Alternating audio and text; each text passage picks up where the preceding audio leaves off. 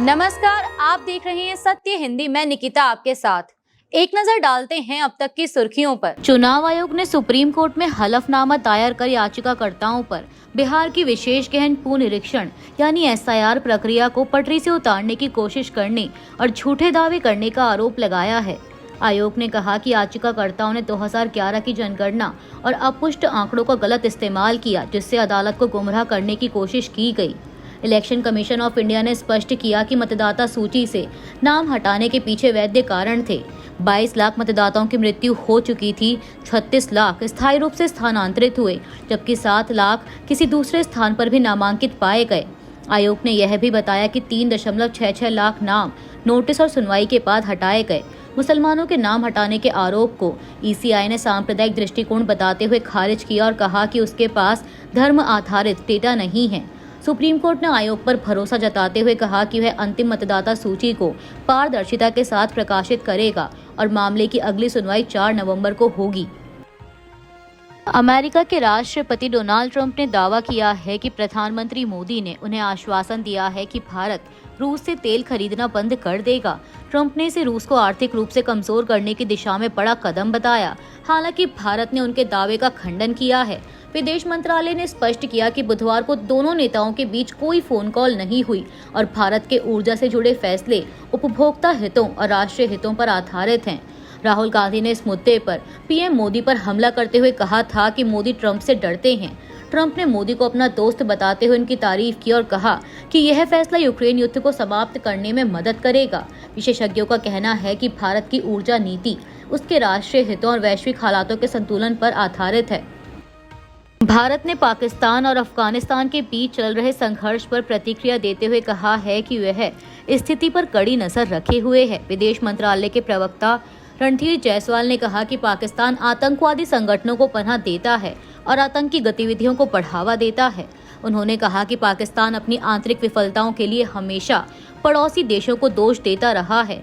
जायसवाल ने यह भी कहा कि पाकिस्तान अफगानिस्तान द्वारा अपनी संप्रभुता जताने से नाराज है, जबकि भारत अफगानिस्तान की स्वतंत्रता, क्षेत्रीय अखंडता और संप्रभुता का समर्थन करता है। उन्होंने डूरंड लाइन पर हुई हिंसा और निर्दोष लोगों की मौत की निंदा की। इस बीच पाकिस्तान के रक्षा मंत्री ख्वाजा आसिफ ने दावा किया कि अफगानिस्तान इस समय भारत के लिए छद्म युद्ध लड़ रहा है। कनाडा के सरे में कॉमेडियन कपिल शर्मा के रेस्टोरेंट पर पिछले 4 महीनों में तीसरी बार गोलीबारी हुई है। एनडीटीवी के अनुसार यह हमला गैंगस्टर लॉरेंस बिश्नोई के नेटवर्क से जुड़े गोल्डी ढिल्लों और कुलदीप सिद्धू ने किया। पहला हमला 10 जुलाई को हुआ था, जब कुछ कर्मचारी रेस्टोरेंट में मौजूद थे, जबकि दूसरा हमला 8 अगस्त को हुआ, जिसमें कम से कम 25 गोलियां चलाई गईं। हालिया हमले के तुरंत बाद गोल्डी ढिल्लों और कुलदीप सिद्धू ने सोशल मीडिया पर जिम्मेदारी लेते हुए रेस्टोरेंट से दूर रहने की चेतावनी दी। उन्होंने कहा कि आम जनता से उनका कोई विवाद नहीं है, लेकिन जो लोग अवैध काम करते हैं या पैसा नहीं देते, उन्हें सावधान रहने की आवश्यकता है। यह घटनाक्रम सुरक्षा और स्थानीय अपराध के मुद्दे को उजागर करता है। सुप्रीम कोर्ट में 6 अक्टूबर को हुई अभूतपूर्व घटना, जब वकील राकेश किशोर ने मुख्य न्यायाधीश पीआर गवई पर जूता फेंका, पर अब कानूनी कार्रवाई की शुरुआत हो गई है। अटॉर्नी जनरल आर वेंकटरमणी ने किशोर के खिलाफ अवमानना की कार्रवाई की मंजूरी दे दी है। इसे उन्होंने घिनौना और निंदनीय कृत्य बताया। यह घटना सुप्रीम कोर्ट के कोर्ट हॉल नंबर 1 में हुई थी, जब सुनवाई के दौरान किशोर ने सनातन धर्म का नारा लगाते हुए जूता फेंका, जो सीजेआई के पास जाकर गिरा। सीजेआई गवई ने संयम दिखाते हुए कहा कि इसे नजरअंदाज करें। एजी वेंकटरमणी ने कहा कि यह केवल एक व्यक्ति का कृत्य नहीं, बल्कि संवैधानिक संस्था की गरिमा पर हमला है। इसके बाद बार काउंसिल ऑफ इंडिया ने किशोर का लाइसेंस तत्काल निलंबित कर दिया। हालांकि सुप्रीम कोर्ट की बेंच ने इस मामले पर तुरंत सुनवाई से इनकार करते हुए कहा कि इसे अपने आप खत्म होने दो, ताकि सोशल मीडिया पर विवाद और ना भड़के। अदालत ने सोशल मीडिया पर न्यायपालिका के खिलाफ बढ़ती ट्रोलिंग और भ्रामक सामग्री पर भी चिंता जताई। जेडीयू ने बिहार विधानसभा चुनाव के लिए अपनी दूसरी और अंतिम लिस्ट भी जारी कर दी है, जिसमें 44 उम्मीदवारों के नाम शामिल हैं। इसके साथ ही पार्टी ने कुल 101 प्रत्याशियों की घोषणा पूरी कर ली है, जबकि एनडीए में भाजपा को भी 101 सीटें मिली हैं। जेडीयू की पहली लिस्ट में एक भी मुस्लिम उम्मीदवार नहीं था, जिससे विवाद खड़ा हुआ था, लेकिन दूसरी लिस्ट में 4 मुस्लिम प्रत्याशी सबा जफर अमौर से, मंजर आलम जोकीहाट से, शगुफ्ता असीम अररिया और मोहम्मद जमा खान चैनपुर से टिकट दिया गया है। 2020 में जेडीयू ने 11 मुस्लिम उम्मीदवार उतारे थे, लेकिन कोई भी जीत नहीं पाया था। इस बार पार्टी ने कुर्मी और अति पिछड़ा वर्ग यानी ईबीसी मतदाताओं पर ज्यादा ध्यान दिया है। दोनों लिस्टों में कुल 37 ओबीसी, 22 ईबीसी, 22 सामान्य वर्ग, 15 एससी, 4 मुस्लिम और 1 एसटी उम्मीदवार शामिल हैं।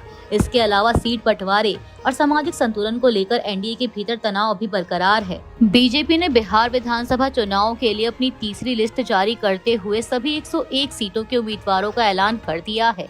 तीसरी लिस्ट में एससी आरक्षित रामनगर सीट से नंदकिशोर राम, नरकटियागंज से संजय पांडे और कोचा धमान से पीना देवी को उम्मीदवार बनाया गया है। इससे पहले पार्टी ने अपनी पहली लिस्ट में 71 और दूसरी लिस्ट में 12 उम्मीदवारों की घोषणा की थी, जिनमें गायिका मैथिली ठाकुर और असम के पूर्व आईपीएस अधिकारी आनंद मिश्रा शामिल थे।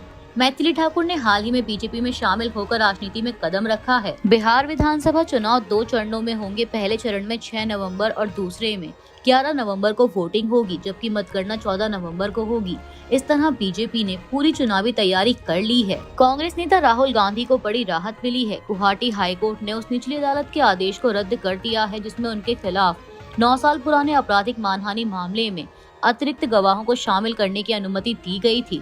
यह मामला आरएसएस कार्यकर्ता अंजन कुमार बोरा ने दर्ज कराया था। न्यायमूर्ति अरुण देव चौधरी की एकल बेंच ने राहुल गांधी की आपराधिक पुनरीक्षण याचिका पर सुनवाई करते हुए निचली अदालत का आदेश खारिज किया। ट्रायल कोर्ट में पहले ही 6 गवाहों के बयान दर्ज किए जा चुके हैं। मार्च 2023 में मजिस्ट्रेट ने 3 नए गवाहों को शामिल करने से इनकार किया था, लेकिन ऊपरी अदालत ने बाद में इसकी अनुमति दी थी। हाईकोर्ट के इस फैसले के बाद अब मामले की सुनवाई पहले से दर्ज गवाहियों के आधार पर ही होगी, जिससे राहुल गांधी को कानूनी राहत मिली है। केंद्रीय गृह मंत्री अमित शाह ने बताया है कि छत्तीसगढ़ में 170 नक्सलियों ने आत्मसमर्पण किया है। शाह ने एक्स पर लिखा कि कल 27 नक्सलियों ने हथियार डाले थे, जबकि महाराष्ट्र में भी 61 नक्सली मुख्य धारा में लौटे हैं।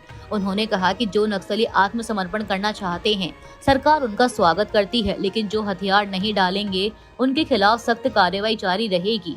शाह ने दोहराया कि केंद्र सरकार ने 31 मार्च 2026 तक नक्सलवाद को पूरी तरह खत्म करने के लिए प्रतिबद्ध है। उन्होंने कहा कि यह आत्मसमर्पण सरकार की नीतियों और सुरक्षा बलों की लगातार कार्रवाई का नतीजा है, जिससे देश नक्सल मुक्त भारत की दिशा में आगे बढ़ रहा है। केंद्रीय जांच ब्यूरो यानी सीबीआई ने गुरुवार को पंजाब पुलिस के deputy inspector general Harcharan Singh Bhullar को भ्रष्टाचार के एक मामले में गिरफ्तार किया है। समाचार एजेंसी पीटीआई के मुताबिक सीबीआई की टीम ने भुल्लर को मोहाली स्थित उनके दफ्तर से हिरासत में लिया। अधिकारियों ने बताया कि यह कार्रवाई भ्रष्टाचार से जुड़े आरोपों की जांच के तहत की गई है। हालांकि मामले से जुड़ी विस्तृत जानकारी अभी तक सामने नहीं आई है। सीबीआई इस गिरफ्तारी को लेकर आगे की पूछताछ और दस्तावेजी साक्ष्य जुटाने में लगी हुई है। यह मामला राज्य पुलिस महकमे में उच्च स्तर पर भ्रष्टाचार के आरोपों से जुड़ा बताया जा रहा है। अभी के लिए इतना ही। बाकी की देश दुनिया की बड़ी खबरों के लिए जुड़े रहिए सत्य हिंदी के साथ। Copyright disclaimer under Section 107 of the Copyright Act 1976. Allowance is made for fair use for purposes such as criticism, comment, news reporting, scholarship, and research. Fair use is a use permitted by copyright statute that might otherwise be infringing.